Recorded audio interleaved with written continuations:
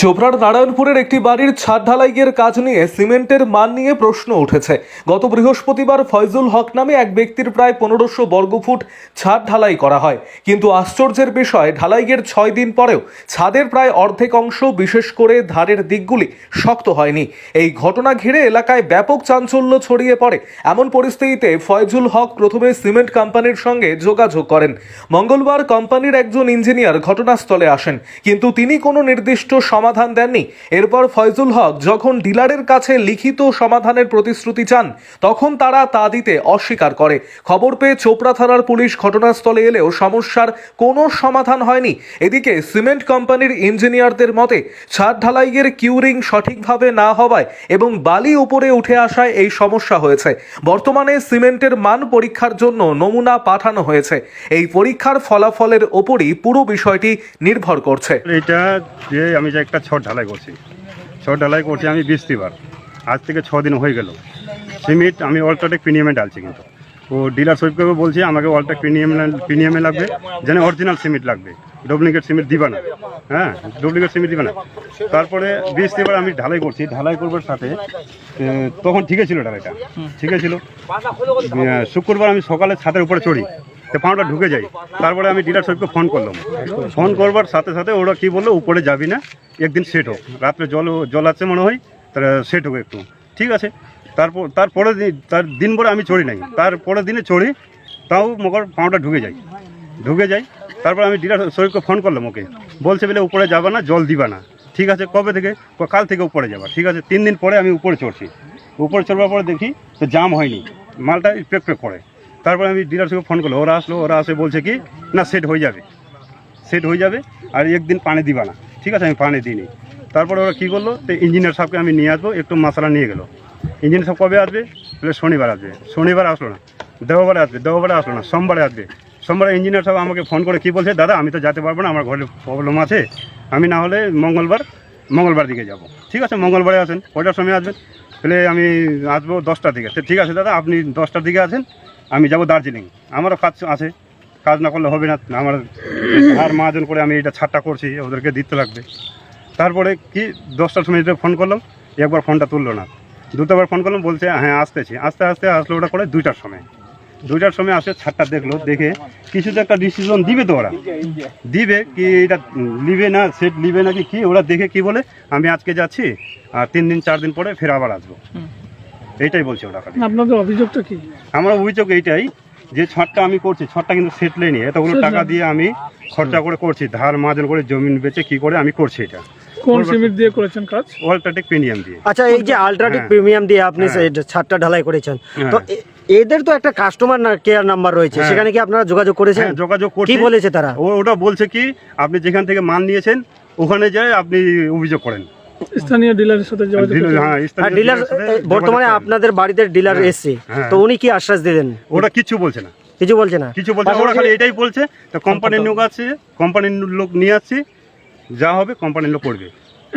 আপনি কি দাবি করছেন? আমি এটাই দাবি করছি, আমি এতগুলো টাকা পয়সা দিয়ে এতগুলো খরচা করে এটা ছাদটা করছি, যা আমার ছাদটা। দাদা, এখানে পুলিশকেও লক্ষ্য করা যাচ্ছে আপনার বাড়িতে। পুলিশ ওরাই বলেছে, আমি পুলিশ বলাইনি। কি কারণে যে বলালো আমি এটা জানি না, আমি খালি ওটাকে বলছি তা ঠিক আছে আপনি যান, আমি স্ট্যাম্প পেপার নিয়ে আছি, এটাতে লিখিত করে দেন, লিখিত করবার সাথে আপনি চলে যান। তাহলে আপনারা কি ইঞ্জিনিয়ারকে এখানে আটকে রেখেছেন? না, আমি আটকায় রাখিনি, আমি এইটাই কথা বলছি, আপনি যাবেন, ঠিক আছে যান, কিন্তু লিখিতটা দিয়ে যান। তো ওরা কি বলছে? না, ওটা কিছু বললো না তো আমাকে। আপনার নাম কি? আমার নাম ফয়জুল হক। এই জায়গাটা কোথায়? এটা নারায়ণপুর, পূর্ব নারায়ণপুর।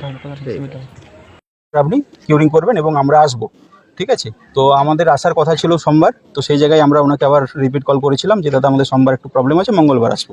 তো আজকে মঙ্গলবার আছে, আমরা যথারীতি ওনাকে যে সময় দিয়েছিলাম সেই সময় এসেছি 11টার সময়।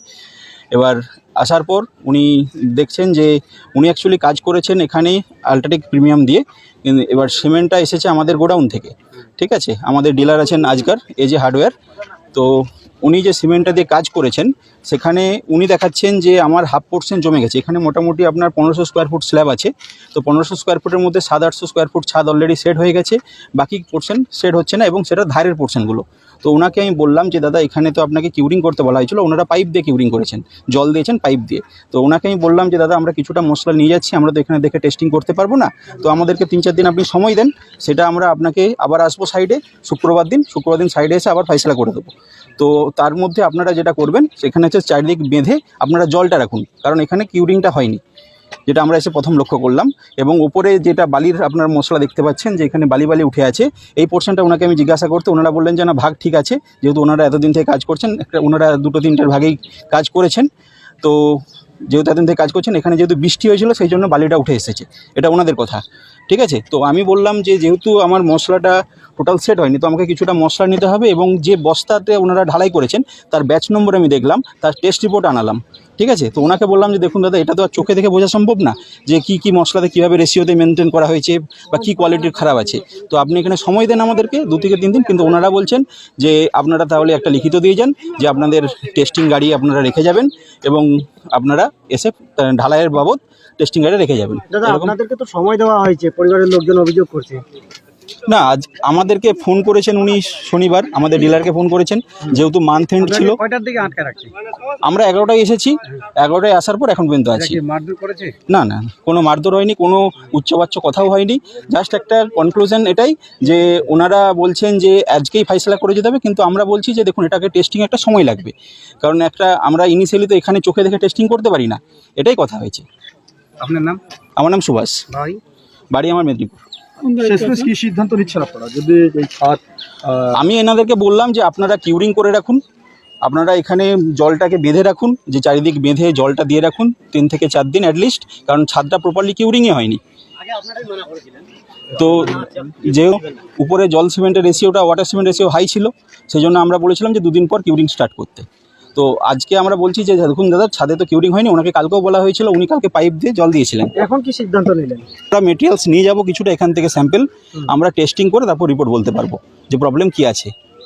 উনি যে সিমেন্টটা নিয়ে কাস্টিং করেছেন, আপাতত যে বস্তা আমরা পেয়েছি এখানে সাইডে ওনার যে 2টো বস্তা পেয়েছি, সেখানে ব্যাচ নম্বর থেকে আমরা টেস্ট রিপোর্ট আনিয়েছিলাম, তো সেখানে কোনো রকম প্রবলেম আমরা খুঁজে পাইনি। কিন্তু ওনাকে বললাম যে এটাকে আমাকে ক্রস চেক করতে হবে, যেহেতু ক্রস চেক করতে হবে সেহেতু আমরা তো এখানে ম্যানুয়ালি করতে পারি না, তো সেই জন্য আমাদেরকে সময় লাগবে। কিন্তু বাড়ির লোকজন বলছে ঢালাই হয়েছে এখানে বৃহস্পতিবার, তো একটা ঢালাই হওয়ার পর মিনিমাম তো আমাকে 28 দিন তো সেখানে প্রপার শাটারিং থাকতে উচিত 20-22 দিন, তো সেই জায়গাতে এখন তো শাটারিংয়ে আছে, শাটারিং তো এখন খুলবে না নিশ্চয়ই, আমরা তো শাটারিং টাইমের মধ্যে এখন আজকে হচ্ছে 5 দিন রানিং চলছে, তো তার মধ্যেই তো আমরা সময় চাইছি, তো এখন তো ওনারা শাটারিং খুলে নিশ্চয়ই বাড়িতে থাকতে পারবেন না।